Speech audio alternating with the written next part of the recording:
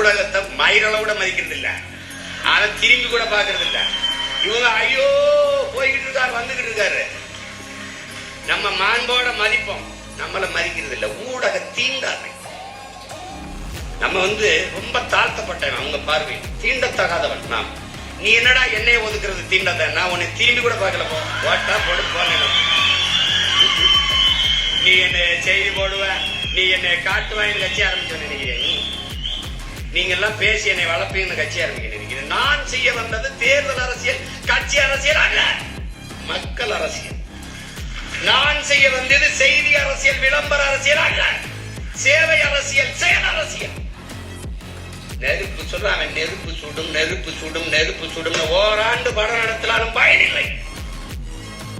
தொடும்